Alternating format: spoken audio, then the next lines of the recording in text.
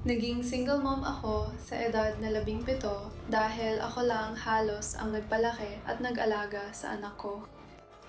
Pagkatapos ng 2.5 taon sa relasyon, mag-isa na ulit ako ngayon. Isang TikTok star ang nasa sentro ng nakakakilabot na investigasyon tungkol sa pagpatay na may bayag. Ang influencer na si Gabby Gonzalez at ang kanyang ama, isang abogado sa Florida, ay inaakusahan ng pagpaplano na ipapatay ang pop singer na si Jack Avery, na ama ng batang anak ni Gabby. Ayon sa investigador, ito ay kaso ng lihim na bayad, undercover na tawag, at umano'y planong ipawala ang boy band singer. Nasa on the case ng Law and Crime tayo. Ako si Chris Stewart.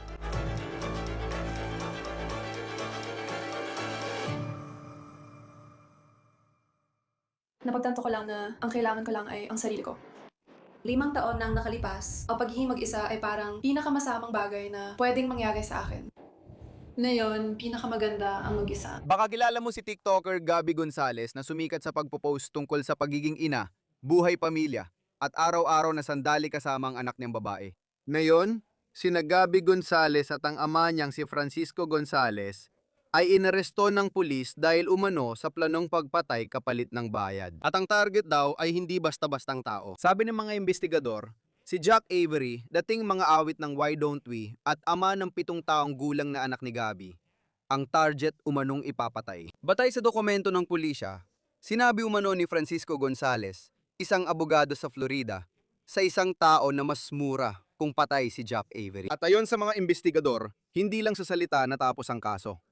Ang mga paratang na ito ay nagsimula pa 5 taon nang nakalipas, noong 2021. Batay sa pahayag ng saksi, record ng bangko at undercover na tawag ng FBI, naniniwala ang autoridad na may tangkang pagpatay kay Jack Avery kapalit ng bayad. Ngayon, nakakagulat ang mga detalye ng kasong ito at tatalakayin natin ang kwento na puno ng mabibigat na paratang. Simulan natin kay Gabby Gonzalez at kung sino siya. Sa TikTok, ipinapakita niya ang sarili bilang isang batang ina na hinahanap ang direksyon niya sa buhay. Mayroon siyang 7 taong gulang na anak, na babae na ipinanganak niya nung siya ay 17 taong gulang pa lamang. Sa aking paglalakbay bilang isang babae, halos lahat ng produkto para sa regla ay nagamit ko na. Mula nang una akong nagkaregla nung ako'y 13 taong gulang hanggang ngayon. Bilang isang may sapat na gulang na nagkaanak na nakaranas ng pagkalaglag at nawala ng sanggol sa panganganak. Kaya naranasan ko na ang iba't ibang karanasan ng pagiging babae. Ang Free Blim ay nakatulong sa akin para mas makilala ko ang aking katawan. Una sa lahat, sobrang mahal talaga ng mga produktong para sa regla. Dapat madaling makuha ng lahat ng nangangailangan ang mga produktong para sa regla. Hindi naman ganun at patuloy pang tumataas ang mga presyo. At bukod pa roon, may mga chemical na nilalagay sa halos lahat ng produktong para sa regla, kahit pa yung mga organic. Umabot ako sa puntong pinili kong hindi na makisali. At mukha siyang nagsasalita tungkol sa pagiging babae, sa kanyang katawan at sa mga pagsubok niya. Nagsalita rin siya tungkol sa pagiging isang solong dalagitang ina. Iyan ang Gabi na akala ng mga tagasunod niya na kilala nila. Pero ayon sa otoridad, may isa pang panig ang kwento. At sinasabing nagsimula ito sa isang matinding laban sa kustodiya ng kanyang anak na babae, na ang ama ay si Jack Avery. Siya ay miyembro ng boy band na Why Don't We. Ayon sa arrest affidavit ng Los Angeles County District Attorney's Office, matagal nang may kaso ng kustodiya at pagdalaw sina Gabby at Jack. Ayon din sa dokumento, ang ama ni Gabby na si Francisco ay labis na nasangkot. Ayon sa mga saksi, labis na nakatutok si Francisco sa kustodya at may galit kay Avery. Isang saksi ang nagsabi sa mga investigador na sinabi ni Francisco ng mga salitang parang, ayon sa kanya, mas makakatipid sila kung patay na si Avery. Ayon sa saksi, inilarawan niya ang pamilya Gonzalez na labis na gustong makuha ang buong kustodya at alisin si Avery sa buhay ng anak niya. Ayon sa pulisya, bago pa ang usapan tungkol sa pagpatay, si Francisco ay nagkampanya na laban kay Avery. Ayon sa detective, lumalabas sa mga tekste na Francisco at isang pribadong investigador na inuutusan ni Francisco ang pagmamaniman kay Avery sa Kauai, Hawaii. Nagpadala siya ng larawan at detalye ng pagkakakilanlan at nagtanong kung si Avery ay umiinom, naninigarilyo, mag-isa o may tumutulong sa kanya.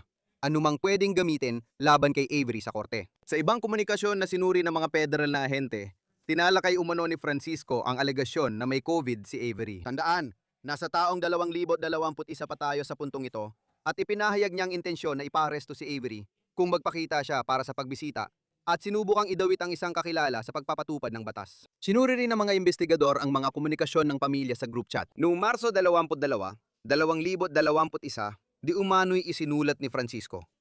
Tawagan si Barca hindi kailanman masyadong maaga. Ayon sa affidavit, itinuri ng mga investigador na mahalaga yon dahil ipinakita ng mga sumunod na ebidensya na si Gabby Gonzales at isang lalaki na hindi pa namin makumpirma kung naaresto na. Sa kasong ito, di umano'y sinubukan nilang i-recruit ang taong yon na kinilala ng mga autoridad bilang si Dustin Barca upang takutin si Avery. Ngayon, syempre, wala pa tayong kumpirmasyon sa oras ng recording na ito kung si Barca ay kinasuhan na sa kasong ito o kung kakasuhan pa siya. Kaya muli, ang mga alegasing ito ay nagsimula pa noong 2021.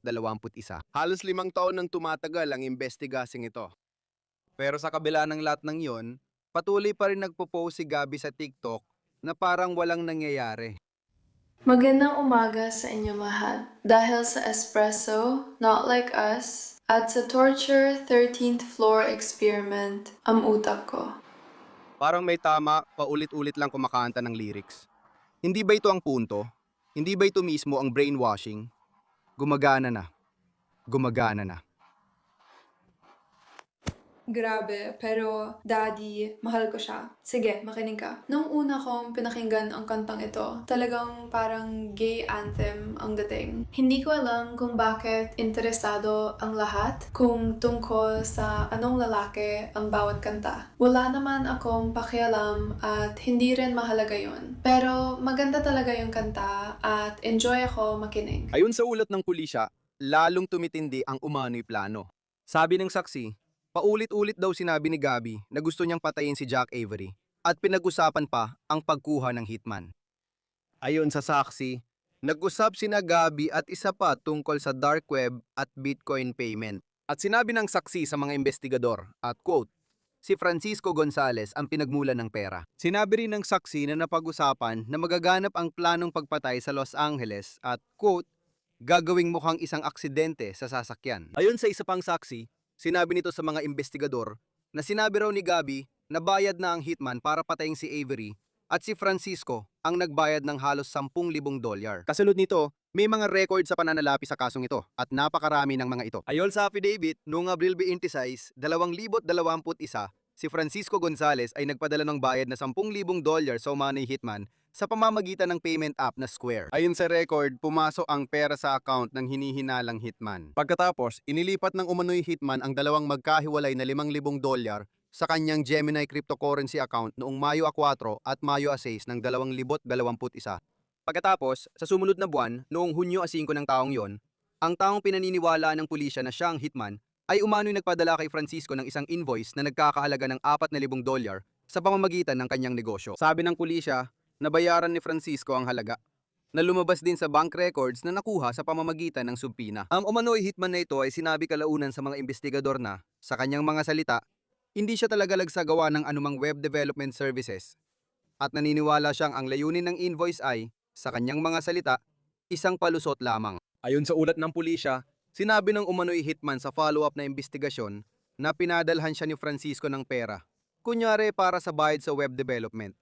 Ngunit wala namang totoong web development na ginawa. Sinabi rin ng umano'y hitman na nakipag-ugnayan siya kay Francisco gamit ang mga naka-encrypt na mensahe sa signal at mga tawag. Ang pinakadirektahang ebidensya ay tila galing sa federal agent na nagpapanggap na mamamatay tao. Ayon sa mga federal agent, nirepaso nila ang komunikasyon ng umano'y hitman at isang contact na nakalista bilang Fran G gamit ang numerong konektado kay Francisco. Batay sa ulat, nagpadala si Fran G ng code word na bull run na sinundan ng isang hindi nasagot na audio call. Sumagot ang umano'y hitman na tatawag siya mamayang gabi at sinabi ni Fran G na available siya pagkatapos ng 7:00 ng gabi Eastern Time. Nirepasa ng mga federal agent ang tawag sa pagitan ni Francisco Gonzales at isang undercover agent na nagpapanggap na hitman.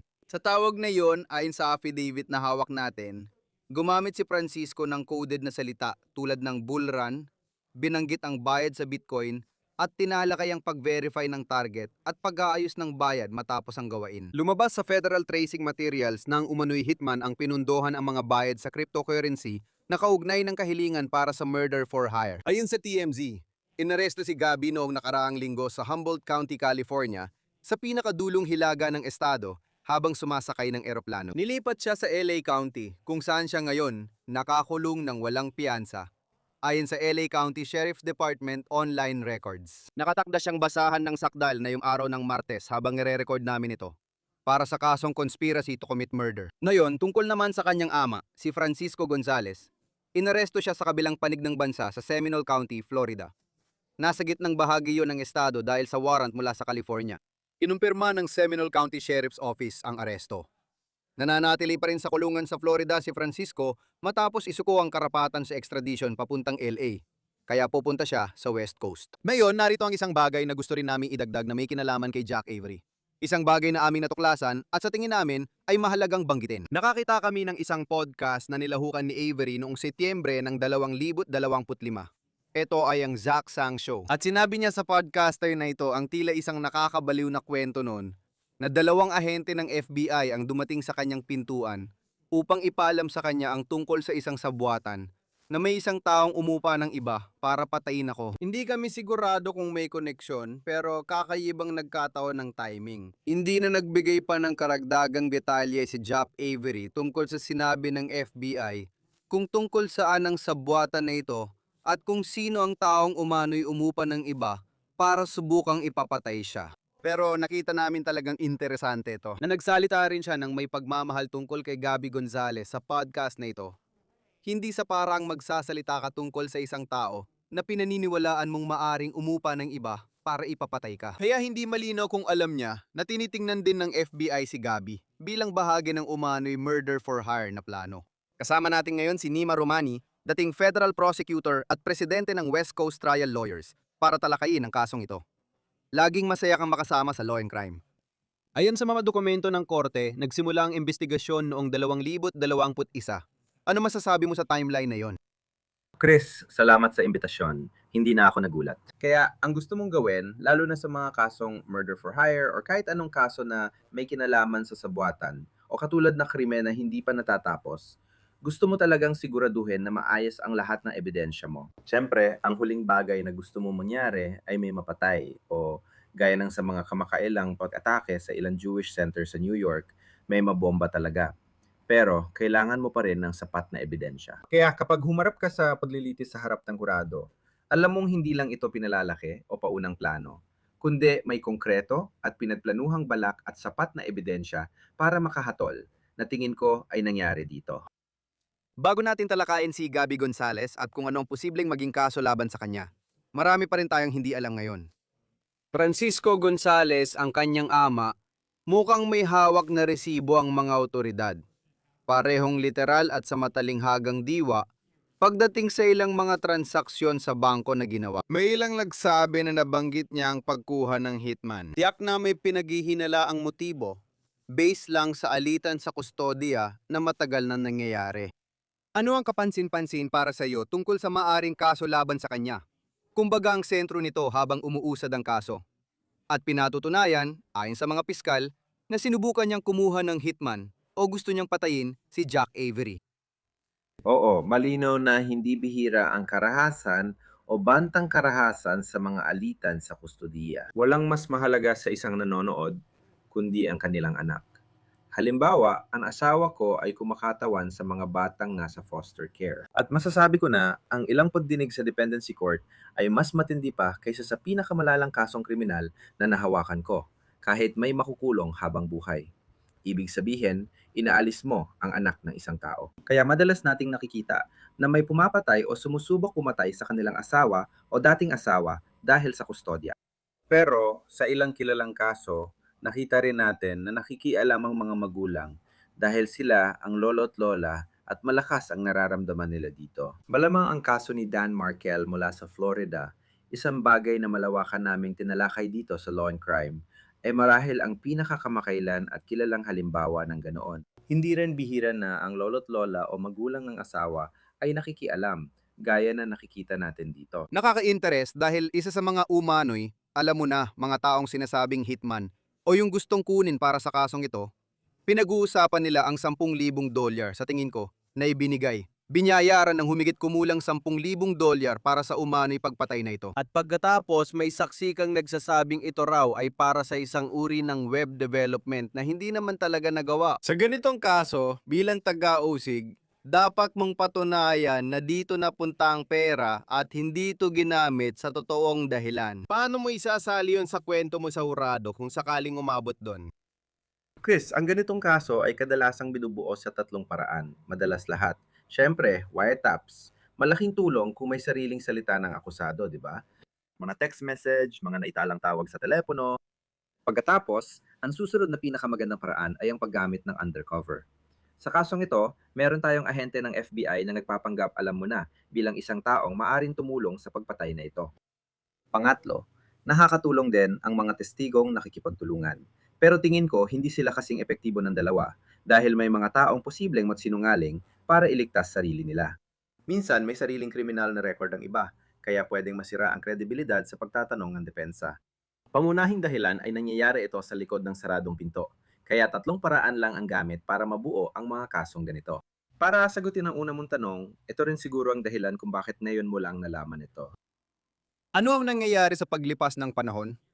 Kasi sa loob ng 5 taon, kung may isang tao na handang magbayad para ipapatay ang isang tao, at malinaw na itong issue sa kustodya, ay matagal lang nangyayari. Halimbawa, ano ang ginagawa ng otoridad para matiyak na hindi matutuloy ang balak ng taong ito? Oo, sa tingin ko yan ang pinakamagandang tanong, di ba? Nakita natin sa ibang kaso na natatagalan ng otoridad at may isang mamamatay tao o posibleng mamamatay tao na malaya pa rin. Alam mo, napag-usapan na natin yung kaso ni David, di ba? Natagpuan patay siya noong Setyembre at inabot ng buwan bago may naaresto. Kaya maraming pumuna. Tama rin para sa akin ang kritisismong yon. Gusto rin natin ng tamang aksyon mula sa mga autoridad. Pero kung may isang tao dyan na posibleng mamamatay tao, tapos hinayaan mo magpatuloy siya sa pagpatay o pagpaslang kapalit ng bayad, malaking problema yon kung ikaw ay nasa law enforcement. Makakatulong din ang pagkaantala sa depensa, gaya ng pagsasabing galit lang sila noon, nasa gitna ng custody hearing, o nagbibiro lang o nagpapalabes. Wala talagang balak patayin siya. Nasabi ko lang na sana mamatay na siya at hindi na ako makapaghintay na may pumatay sa kanya. Siyempre, hindi ang pinakamagandang kalagayan para sa depensa. Kung may papangatuwiran mong walang totoong nangyari sa loob ng 5 taon, pwede iyong tumimo sa hurado. Nakakatuwa kasi kilala si Gabby Gonzalez sa TikTok at social media. Isa siya sa mga influencer na maraming followers. At sa mga dokumento ng pag-aresto na meron tayo na may kinalaman sa tatay niya, parang sinasabi nila na kasabwat siya sa sabwatan na ito, na gusto niyang patayin ng ama ng anak niya at sumasang-ayon siya rito. Inakusahan siyang sumunod sa gusto ng tatay niya at nagbayad ng pera. Pero mukhang hindi naman siya mismo nagbayad. Sinabi niya na gusto niya yon. Pero sa ngayon, base sa impormasyon natin, mukhang hindi yon ang ipinapakita ng mga impormasyon natin sa ngayon at iintayin pa natin ang ebidensya sa kaso niya sa California. Pero mukhang wala silang mga resibo na katulad ng meron sila para sa tatay niya. Sa ganitong kaso ng sabwatan, kailangan mong patunayan na hindi lang sinabi ng isang tao na gusto niyang mamatay ang isa, kundi talagang may intensyon silang gawin ito. Kaya sa isang sabwatan, kailangan mong patunayan ng ilang bagay, isang ilegal na kasunduan sa pagitan ng dalawa o higit pang tao. Kailangan mong patunayan na may malinaw na ginawa, mahalaga para magawa ang sabwatan. Tama? Kaya malinaw na kahit anong bayad o tangkang magbayad sa hitman ay sapat na. Tama ka. Meron ditong isang napaka-interesanteng posibleng dinamika kung saan pwedeng may isang tao tulad ni Gabi halimbawa na magsasabing wala siyang alam at sasabihin, tingnan mo, si tatay lang ang may gawa nito. At pwedeng magturuan sila doon. Kung babalikan ng kasong yon, nakakuha talaga ito ng atensyon at maraming tao ang kinasuhan. Sa kaso ni Dan Markel, meron kang mga sangkot doon tulad ng hitman, ang ina ng asawa, ang kapatid ng asawa, at ang girlfriend ng kapatid. Lahat ay kinasuhan sa kasong yon, maliban sa asawa, na siya talagang may pinakamalaking makukuha kapag namatay ang ama sa isang custody dispute. Kaya posible talaga na may ilang miyembro ng pamilya ang naguutos at naging mga kasabwat at hindi alam ni Gabi. Alam mo, kaya magiging interesante ito para magpakita ng pagkakaisa dito at sabihing walang sabwatan at ito ay pinalalaki lang, walang hayagang ginawa. Depensahan ito bilang isang nagkakaisang grupo. O kakaya ba ni Gabi nasisihin ng kanyang ama na maaring, alam mo, na isang bagay na nakita na natin dati, pero siguradong hindi ito magpapakita ng pagkakaisa at magiging masama ito para sa kanyang ama. Alam mo, at ang dami nating napag-uusapang mga kwento, kung saan mapapaisip ka talaga tungkol sa isang suspect na paano ka umabot sa puntong ito ng buhay mo na gugustuhin mong gawin ito kahit ano pa ang krimen. Pero sa mga kaso ng murder for hire na nakita ko, parang palaging napakahirap nilang gawin. At mabuti na lang at hindi talaga nila itinutuloy kadalasan. Pero ang dami ring tao na nakakaalam ng sabuatan at mga taong pwedeng lumapit at magsumbong sa pulis. Sa dokumentong ito, may 2 o 3 saksi. Isa sa kanila nagsabing gusto niyang magmukhang aksidente sa sasakyan ng mangyari. Ibig kong sabihin, yung mga detalyeng lumalabas at parang kung ang mga pulis ay may ganitong karaming tao na nakipag-usap sa kanila bilang isang piskal, ilang direksyon ba ang pwede mong tahakin? Parang hindi naman malaking sikreto ito para sa mga sinasabing kausap ng FBI. Ibig ko sabihin, walang duda, di ba? Kung nakikipag-usap ka sa isang hindi mo kilala tungkol sa isang pagpatay at yun palang kausap mo ay isang ahente ng FBI, alam mo na, siguradong hindi ka ang pinakamatalinong kriminal sa mundo. Pero paulit-ulit natin nakikita na may mga gumagawa ng kalokohan at sila pa ang lumilika ng ebidensya laban sa sarili nila, 'di ba? At pinag-uusapan man nila ang tungkol sa isang pagpatay o ikinukwento nila sa kanilang mga kaibigan at mga mahal sa buhay ang tungkol sa isang hit. Lahat ng iyon ay mga posibleng maging saksi. Tingnan mo, kapag dumating ang FBI, madalas nagsasalita ang mga tao. At mukhang iyon ang nangyari dito. May mga miyembro ng kanilang inner circle na nagde-testify sa mga bagay na gaya ng sinabi mo na yung $10,000 na bayad, itinago bilang web services. Pero alam mo naman, hindi naman talaga siya web developer, di ba? Di ba? Ibig ko sabihin, ginawa yon para maitago ang pinagmulan ng pera, di ba? Meron kang undercover na tao, di ba? O baka may iba ka pang ebidensya. Malinaw, tingnan mo, maaga pa tayo sa kaso, pero kung may naaresto ka sa ibang estado at di pinayagang magpiyansa, ibig sabihin, malakas ang ebidensya at may i-extradite papuntang California. At kapag pinag-uusapan mo ang ganitong uri ng mga sabuatan, lalo na sa ilalim ng batas ng California, haharap ka ng parehong parusa na parang naisa katuparan na ang layunin ng sabuatan. Kaya ito ay mga kaso na may parusang 25 taon hanggang habang buhay. Sobrang seryoso ito sa California. Kahit hindi ikaw ang nagpaputok ng baril at hindi ito attempted murder, ayokong isipin ng mga nanonood na mas magaan lang ang sabuatan. Para sa isang abogadong tagapagtanggol, ano kadalasan ang diskarte sa ganitong kaso? Iniisip ko na ipapakita nilang mga record para kay Francisco Gonzales. Ipapakita nilang mga bayad sa Bitcoin na sinasabi nilang hawak nila. Ipapapakita nila hindi lang ang intensyon dahil sa alitan sa kustudiya at mga pahayag niya, kundi mukhang may mga resibo rin na ganun. Paano haharapin ng depensa kung tatanggapin lahat ito bilang ebidensya? Paano mo ipagtatanggol yon? Malabo. Oo, Chris. Sa palagay ko, 3 paraan ang pwede mong gawin kung ikaw si Francisco. Hindi ko rin iniisip na pwede mong isisi sa anak mo, kahit posible naman. Pero kung ipagpapalagay mong diretsong depensa lang ang gagawin mo, sa tingin ko, ang una mong pwedeng gawin ay sabihin na, alam mo, walang illegal na kasunduan, 'di ba? Ibig ko sabihin, yun ang kailangan mo para sa sabuatan. Hindi pwedeng isang tao lang. Kaya yun ang isang paraan para depensahan ito, walang kasunduan, 'di ba? Pangalawa, kahit na may usapan man, sa tingin ko pwede mong ilihis at sabihin, tingnan mo, pinalalaki lang ito, 'di ba? Mainit ang pagtatalo tungkol sa kustodya. Alam mo yung mga tao na sa ibang estado at alam mo, kapag hindi mo nakikita ang anak mo at pinag-uusapan natin dito ay 7 taong gulang, ibig kong sabihin, talagang nakakabaliw ito sa mga tao. Hindi naman ibig sabihin nun na talagang pupunta sila para pumatay ng tao at palabasin itong aksidente gaya ng alegasyon ng prosekusyon.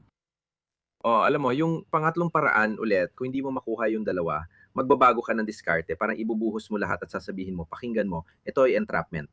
Alam mo, wala talagang intensyon na gawin ito hanggang sa nakialam ang gobyerno at parang pinilit, alam mo yon, yung isang taong mahina ang kalagayan na magbayad, 'di ba? Kaya sa tingin ko, ganun mo ito ipagtatanggol. Una, pangalawa, pangatlo, kasunduan, pagmamalabis at entrapment kung ikaw ang depensa.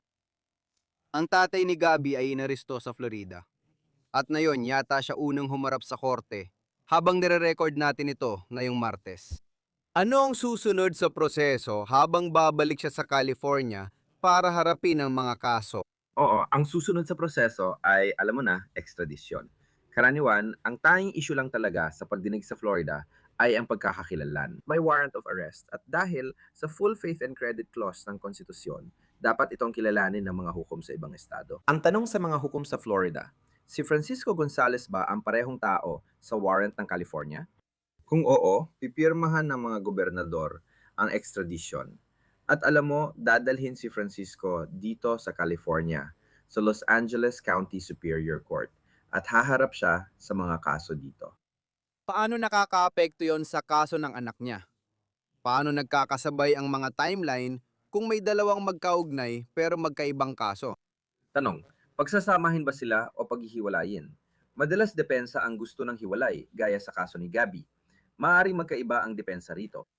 Gustong-gusto ng prosekusyon na sabay silang litisin dahil nakakasira ito sa pangalan nila at nadadagdagan pa ang ebidensya sa kaso. At mas mahihirapan ng mga hurado na, alam mo na, mapawalang sala silang dalawa.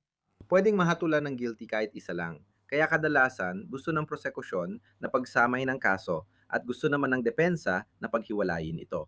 Karaniwan, lalo na sa mga seryosong krimen na ganito, pinaghiwalay ng mga hukom ang mga kaso. Pinapayagan silang dinggin na magkahiwalay. Dahil kung may anumang pagkiling laban sa akusado sa ilalim ng Sixth Amendment, alam mo na, mas mabuting mag-ingat. Lalo na sa kasong tulad nito na malamang ay uusad at aabot sa apela. Oo, makikita natin ang susunod na mangyayari. May mga nakakagulat na paratang laban sa ilang kilalang tao sa musika at social media. Dating federal na taga-usig at presidente ng West Coast Trial Lawyers, Nima Ramani. Masaya lagi kami makasama ka rito sa Law and Crime. Salamat sa pagsama ngayon para pag-usapan ito. Salamat sa pag-imbita, Chris. Sana makabalik ulit ako dito sa lalong madaling panahon. Dito nagtatapos ang On The Case mula Law and Crime. Mag-subscribe po sa YouTube at Spotify at mapapanood na rin kami sa Peacock. Ako si Chris Stewart, hanggang sa susunod.